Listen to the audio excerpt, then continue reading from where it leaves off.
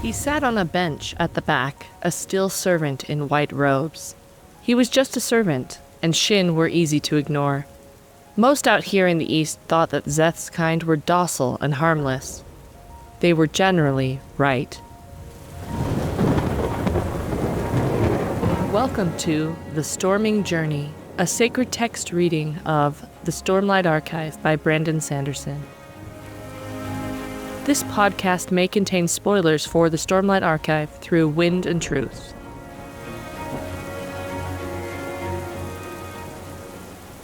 Hello, everyone. I'm Liz, and I'll be the Ardent for this episode as we cover the Prologue to the Way of Kings. I'm Elle. I'm today's Worldsinger. I'm Adam. I'm the Veristitalian. So my first exposure to the Stormlight Archive was through my friend Matthew. And I had read, I believe, the first Era of the Mistborn books up to this point, but I did not want to start on a series that was not done yet and wouldn't be done for ages. Like 10 giant books, and the first one is only the first one is out. Like, I'm not doing that. That seems ridiculous.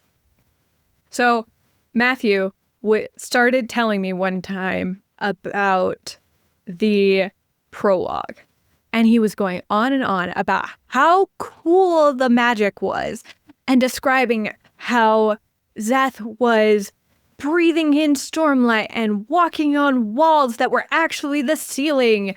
And I was so deeply confused, and he kept being so excited about it over multiple occasions that I finally gave in and started reading a series that I knew would not finish for another 30 years. And now here I am as part of a Stormlight Archive sacred reading podcast. So I guess thank you, Matthew, for convincing me that it was worth starting a series that had not finished yet. He discerned for you. He did discern for me.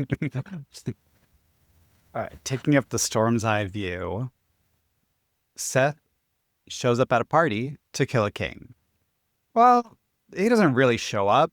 He poses as a servant because the Alethi, the hosts of the party, view his people, the Shin, usually as docile servants. But Szeth's goal at this party is not to serve the Alethi. He serves the Parshindi, the listeners, the guests at the party, who, under pretext of allegiance, seek the king's death.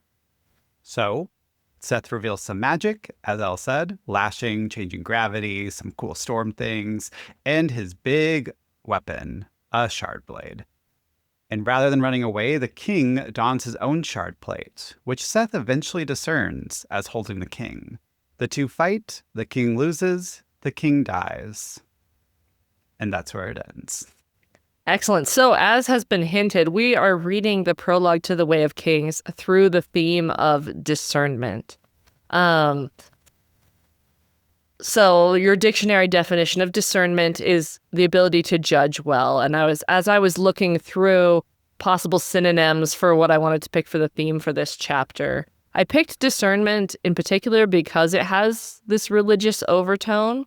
We use this idea of discernment in Mormonism to talk about being able to tell what's going on when you don't have complete information, right?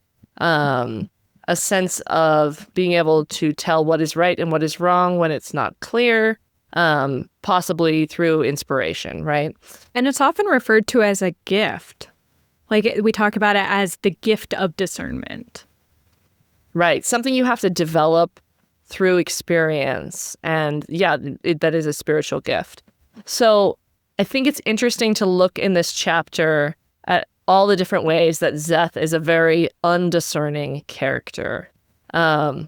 We see a lot of prejudice at the beginning of this chapter, with Szeth is painting the various stereotypes, not only of his people, but of the listeners, of the Alethi. He's making a lot of assumptions about the way the world works, just based on people's races, and not being very discerning about, these might be individuals who are different than their stereotype. Other things you maybe noticed in the chapter where Szeth is showing a lack of discernment. I mean, I think the one that stood out to me the most was the appearance of, I think there are at least 4 heralds that are a part of this prologue. And Szeth initially says, Elokar is talking to who we know as Nail and Kalak. Szeth is like, the heir's feasting companions were unimportant. And then a couple of paragraphs later, there's a man with a long gray and black beard slumped in the doorway, smiling foolishly. Have you seen me? The man asked. And then Szeth walks right past the statues of the herald and does not realize he has just seen Jezreel. And then one of the statues is destroyed, where Shalosh has taken out her statue, which I believe has been confirmed that she was there that night. That was a recent destruction. And Szeth, who is like known to be like, he is worshiping of the herald, like he names them, he knows who they are, he cares about them, completely does not recognize them at all. Which makes us as readers in our first read through also not recognize them or care about them. And I think it's interesting and important to look at, how do other people's perspectives inform how we see the world? I want to focus a little bit back onto Bliz's idea of prejudice, because when I read it, I didn't really like pull that out, where he was like very simplistic and stereotypical in his evaluation of each and every thing that he came across. I just whammed my mic. It's the problem of talking with hands on a podcast. I was thinking 2 instances around how he considers his blade to be a basic shard blade in the prologue. But if you think about it, he knows it's an honor blade, right? Mm-hmm. Because they worship the honor, or they didn't worship the honor blade. So like the honor blades hold a very significant part of Shinovar culture, of Shin culture. And so, but in the prologue, he's referring to it as shard blade over and over again. It makes me think specifically about how he's been a truthless for so long that he's lost some of his history, but he hasn't lost that core prejudice that the Shin kind of hold to the rest of society, where they're like, hey, all of you are not like us. We're a little bit better than you because we were the chosen. We got the honor blades, things like that. And that has kept on. But some of the traditions of the Shin hasn't quite kept on in the prologue, at least, where he's like referring, getting into the shard blade. You're about to say something. So no, I think it just made me think about the other part of it. So you're talking about how he's been a truthless, and so he's been focused on the honor blades, but a little bit less on the heralds themselves. And something that I thought about as I was reading about this is how much Wind and Truth reframes this prologue, and the fact that this extremely traumatic event of him being cast out. So he wasn't actually truthless like for his time as like an honor blade trainer, but it was his being cast out of the community was when he became truthless. And that was extremely recent. Like that was literally had just happened. And now he is going into this situation. And what it made me think of was how traumatic situations affect our ability to discern whether right and wrong or prejudice or other things. Like trauma can have such a significant impact on our way of thinking and our way of processing that I think it's important to like frame Szeth's viewpoint as he has just come out of this where he's been cast out of his community and told something he believed was true was a lie.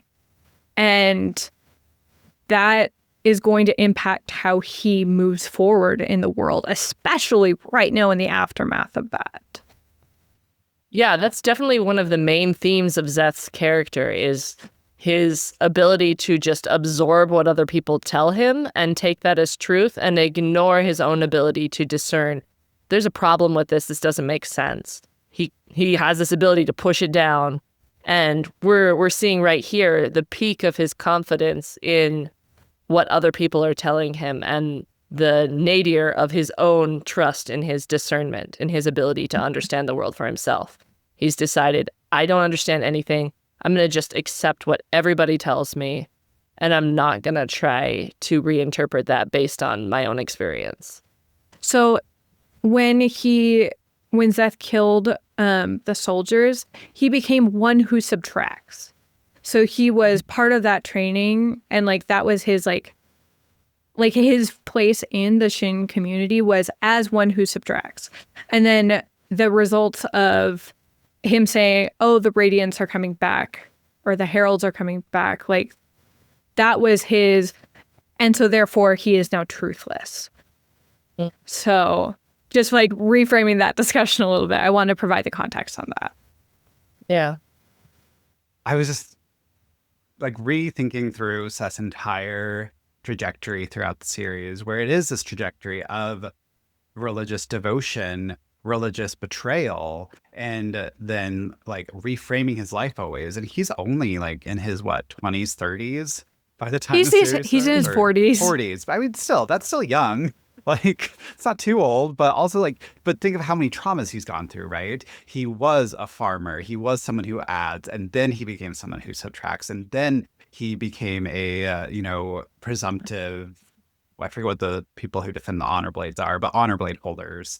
And then he became an honor blade holder. And then he learned the secret truth. And then like all of these are like reframing his view and his approach to discerning. And along the way, he loses that discerning ability. Because if you think back to when like Szeth's father trusts his son's discerning ability, like that's the core gift that his father sees in his son, which is why he follows him wherever he goes in some ways, is because he's like, you know what, you are this child that I am trusting and also supporting. Like there's other aspects to that I'm sure we could talk about, but like Szeth's ability to discern different things is kind of his core aspect, which is why it's really important, I think, to think through it in this way, because he's at this moment where now he's really subtracting, really going after people and not caring about it anymore. He's lost that part of his humanity. He's lost that part of caring as you burn the souls out of these people. He's lost the ability to care in some ways.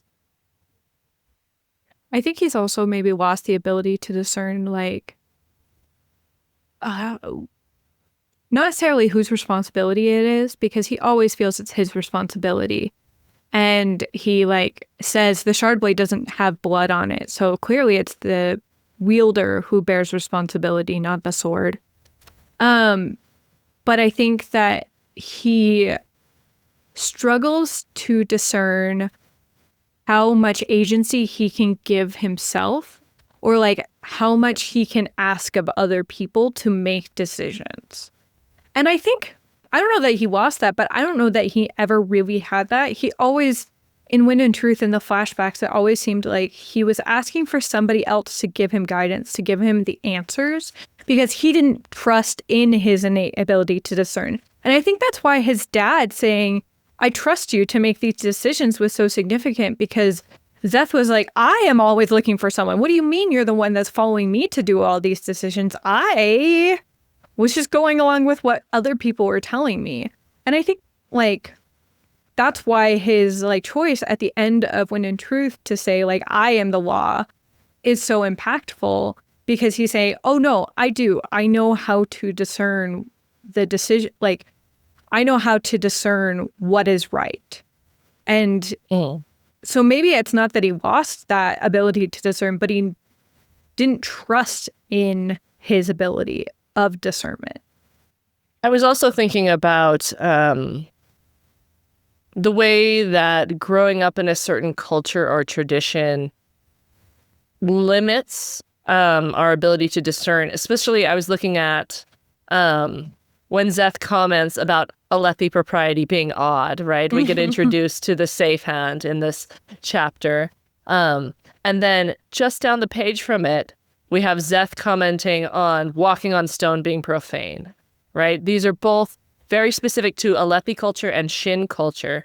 And Szeth seems to lack the ability to discern between things that are, I would say, like morally true or universally true, and things that are more subjective or circumstantially true.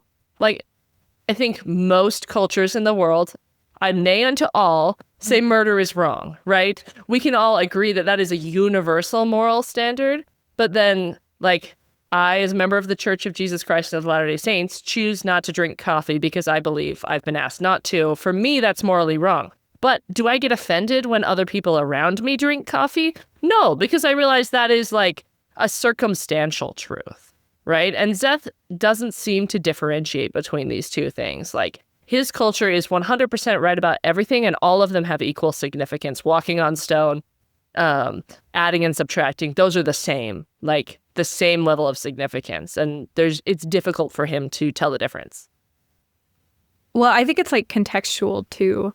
Like, I think he talks about to kill is the greatest of sins, is at one point he says.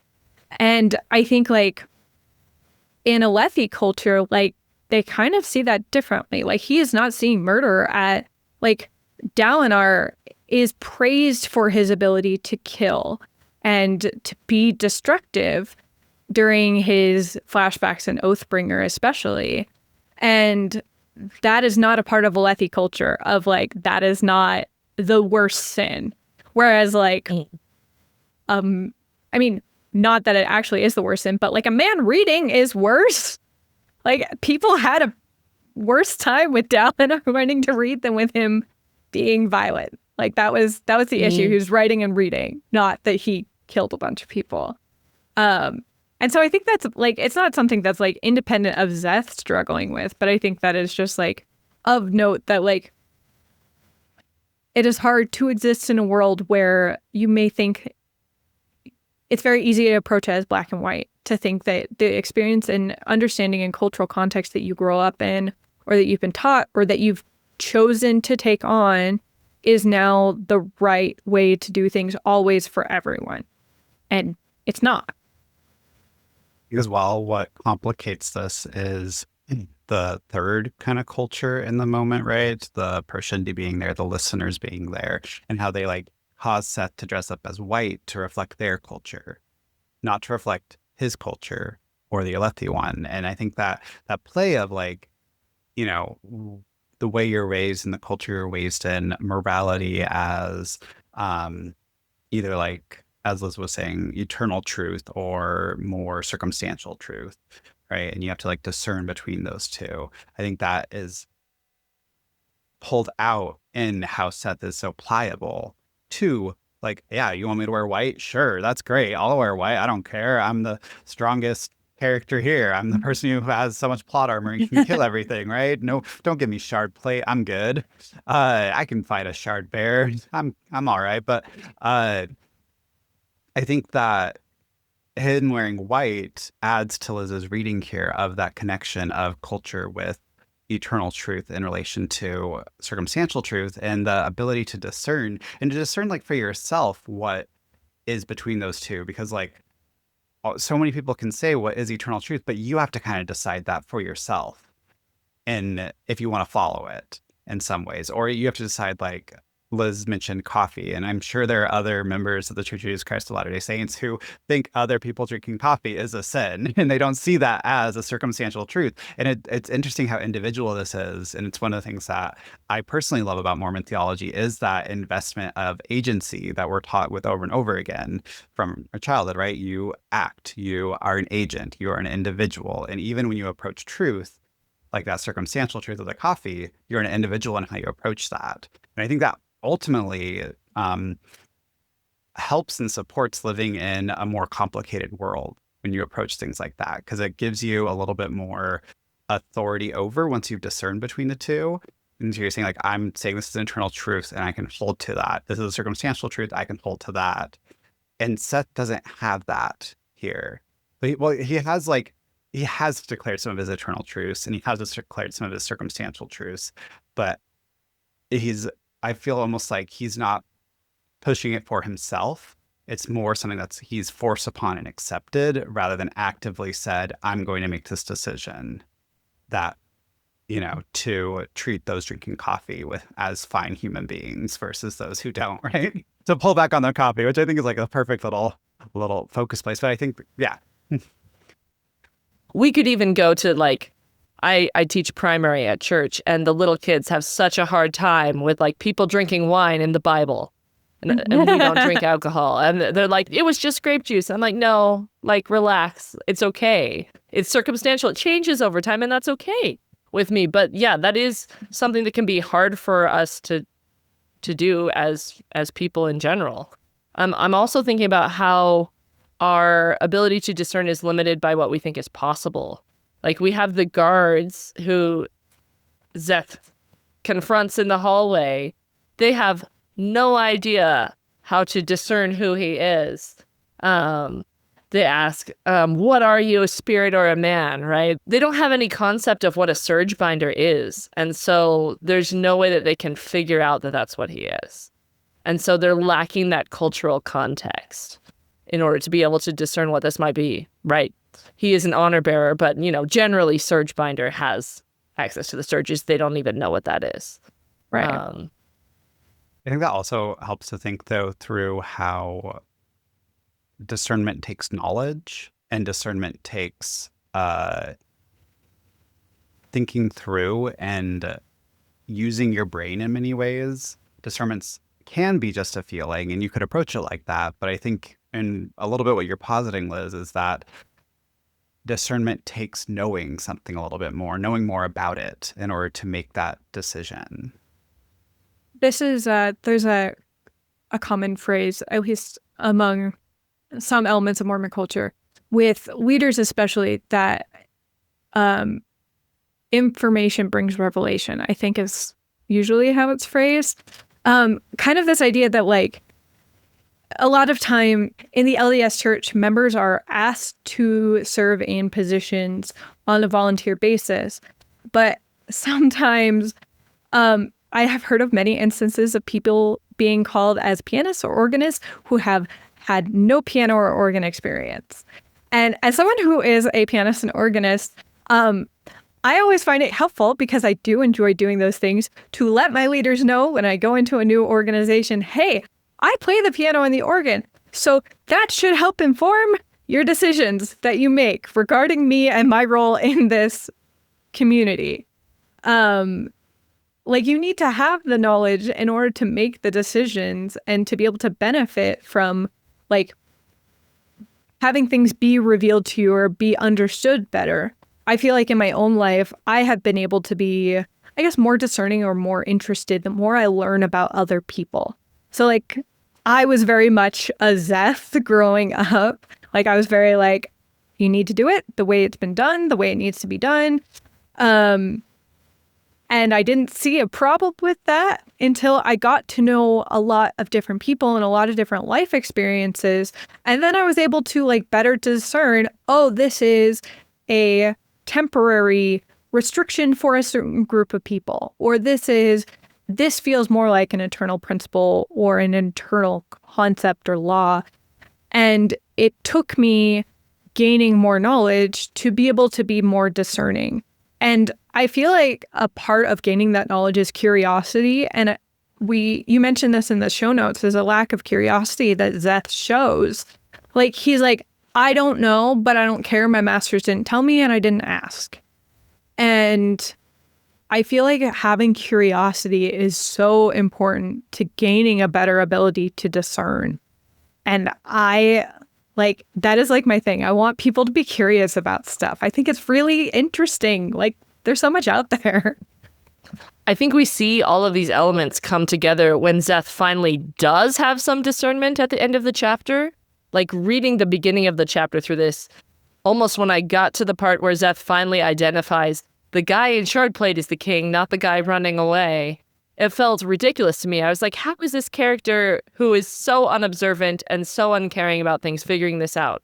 But I think he brings together some of the knowledge that we now know he has from Wind and Truth, right? He's trained in battle tactics. He's tried to lead a rebellion before, so he's good at thinking about strategy. So he's got some knowledge in this area of, like, how would you protect a king? And then we see a little bit of curiosity comes in here. He's like, oh, I wanted this guy more than I thought I did. Or maybe something else is going on. And then he starts actually questioning his assumptions. And so when he brings together his knowledge and his curiosity is when he has this moment of discernment, which is pivotal in the course of Rosharan history, I mean, really. And letting him catch up to Gavilar and give him what he probably deserves. As well, I just want to briefly add on to that, how it's discernment about his destination in some ways, because his destination in this prologue is to kill the king, which is why he skips over discerning the heralds. He skips over discerning his broad discernment of like, why are you truthless? That's beside the point for the prologue, but like he still maybe could have figured it out. But because it's like, it's his goal to kill the king, and that's where that discernment action happens, which like is a basic plot thing. But also I think there's something deeper there where when discernment happens, we're thinking about what we need to get to. And you can't really discern other things unless, as you said, you think about it specifically. So he's not doing the side discernment, and it makes discernment a little bit more active rather than passive. Like you can't just be sitting in a car driving around and instantly discern something. You have to like have that as a mind or as like a goal in some ways, a focus on it. Yeah. And I think that is something that the prologue shows really well, right? In your reading of it, where this is the moment where he switches from undiscerning to discerning about the specific thing, because that is his goal, because it is. One of the lines that like connected to me a lot was right when he's fighting the shard bearer, and then the king slips away, and in Seth's mind, he thinks if the king slipped away into hiding, Szeth would fail in his mission, no matter how many people he killed. And so he's holding in his brain, holding in his heart, I've killed all these people. I've taken away life. I've again rejected my culture that I grew up in. But it's all worth it if I can get my end goal, if I can make this discerning moment of I need to stop fighting the shard bearer and chase after the king. Or, as you said, he then discerns this is the king. Okay, I wanted to transition into our sacred reading technique, which I picked, a good old-fashioned LDS classic, likening the scriptures, or in this case, the Way of Kings.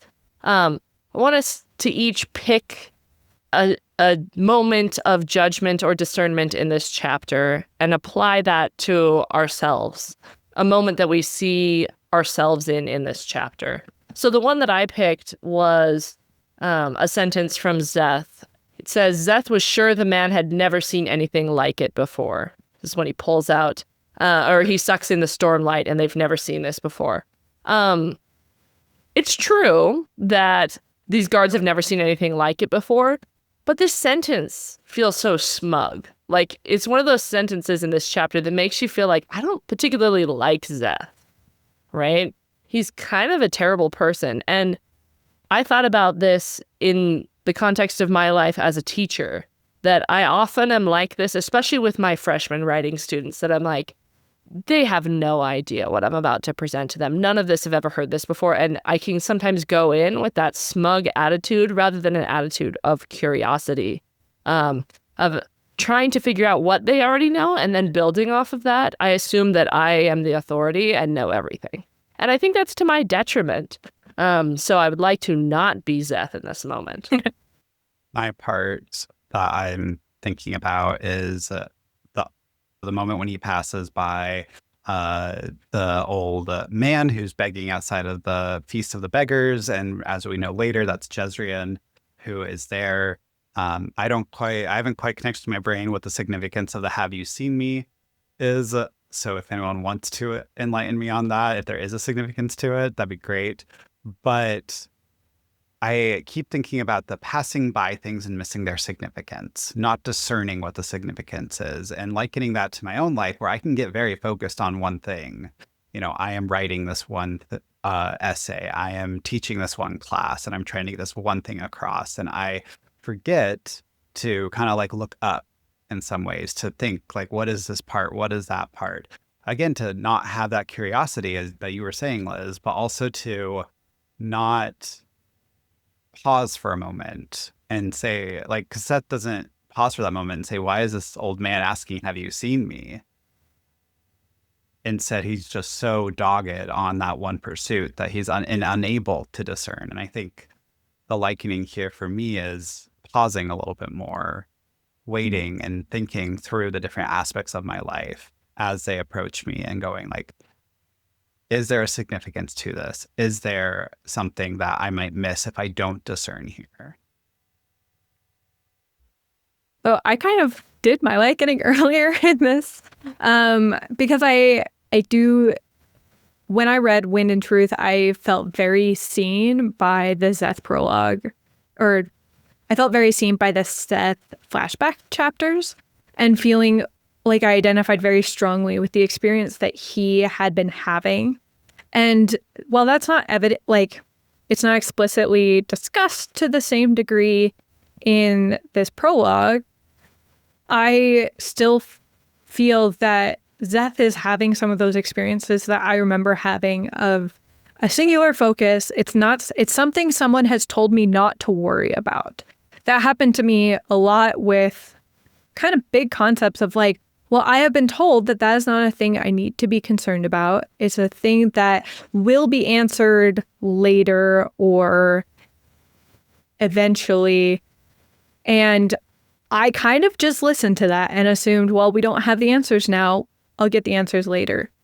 And so it's less for me, this is a thing I want going forward, and more of that felt like a heavy burden to be carrying, like Szeth. To be incurious, to be restricted, to feel morally superior in some aspects. While I still obviously probably am have some of that, I feel much lighter now to not be worried about other people's almost salvation to an extent. I don't need to be worried about the Alethi being profane because that is not a concern for me. They are Alethi. They're not Shin. They don't need to be worried about walking on stone. I like it.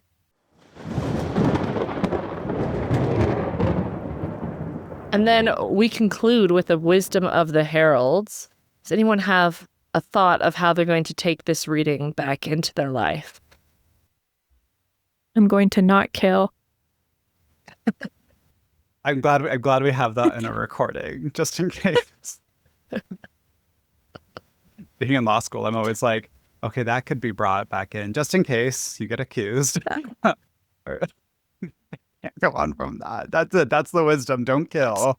That's the wisdom. There's no other wisdom. Okay. I'll bring us back. So one of the things I'm thinking about that came up in our discussion was how this prologue and the prologue of each of the first 5 books is about this mixing of cultures and the lack of cultural understanding.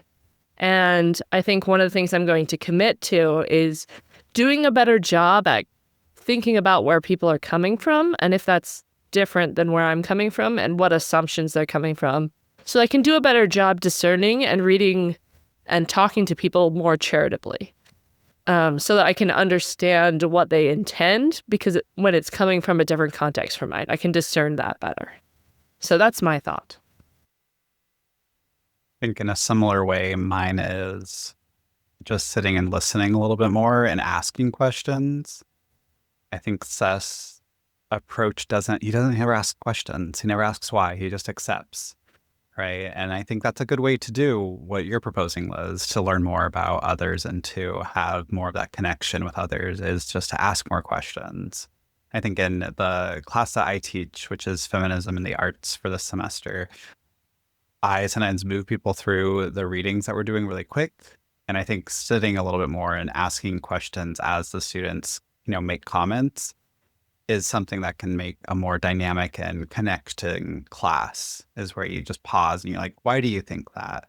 Where is that coming from? Why do you think, help us understand you better? And I think sometimes we don't slow down and then ask that in order to understand where they're coming from. We just make an assumption of where they're coming from. I think always asking that question, where's that?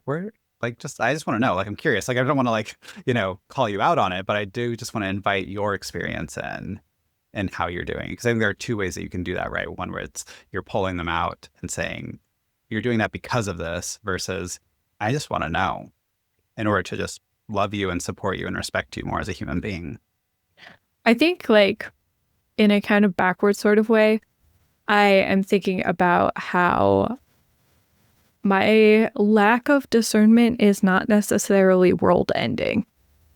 There are some big things going on in this chapter where it's evident people are making assumptions about how Gavilar is performing Vorianism, and that has implications for the world.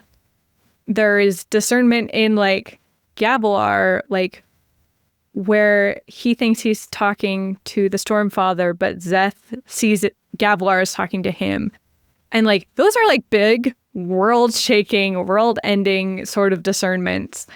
And mine are not. And I think I need to like put that in some context of I don't need to like feel like every single decision I'm making is going to be so impactful and like freeze what kind of decision I make, because it's not actually that important, and that's okay.